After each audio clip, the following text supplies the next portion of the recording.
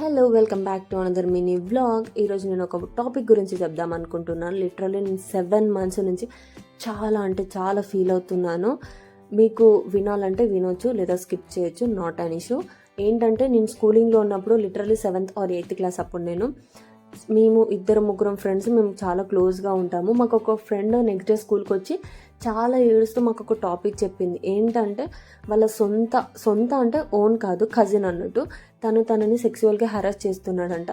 So తను చాలా feel అయ్యి వచ్చి ఏడ్చుకుంటూ మాకు నెక్స్ట్ డే స్కూల్లో చెప్పింది.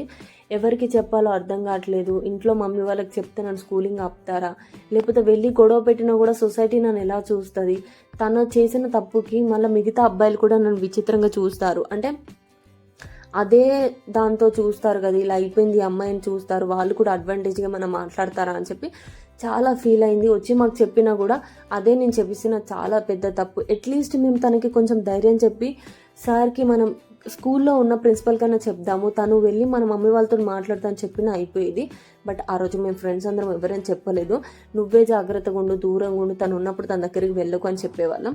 కానీ ఇది చెప్పట్లేదు అని చెప్పి తను అప్పుడప్పుడు వచ్చేవాడంట, ఎవరు లేనప్పుడు వచ్చి అలా చేసేవాడంట. అది వాడు ఎంత మృగాలన్నా కూడా మరీ సొంతలోనే అట్లా చెయ్యేమో. మృగంతో కంపేర్ చేసినా కూడా అలాంటి చాలా అంటే చాలా waste.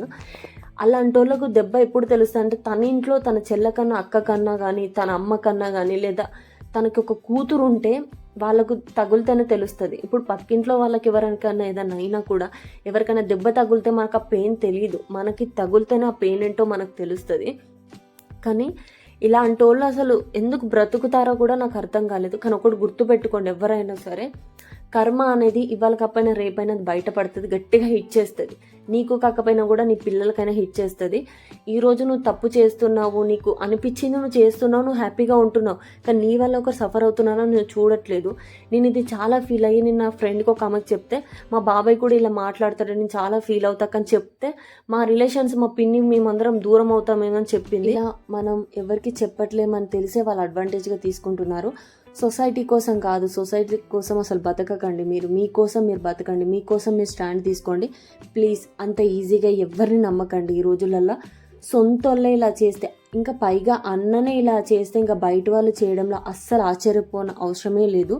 So be careful guys, ఎవరిని అంత ఈజీగా ట్రస్ట్ చేయకండి.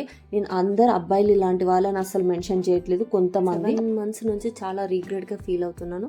సో అందుకే ఈ వీడియో తీసాను, అట్లీస్ట్ ఎవరన్నా ఒకరికన్నా యూజ్ అవుతుందేమో అని చెప్పి. సో అంతే. ఇంకా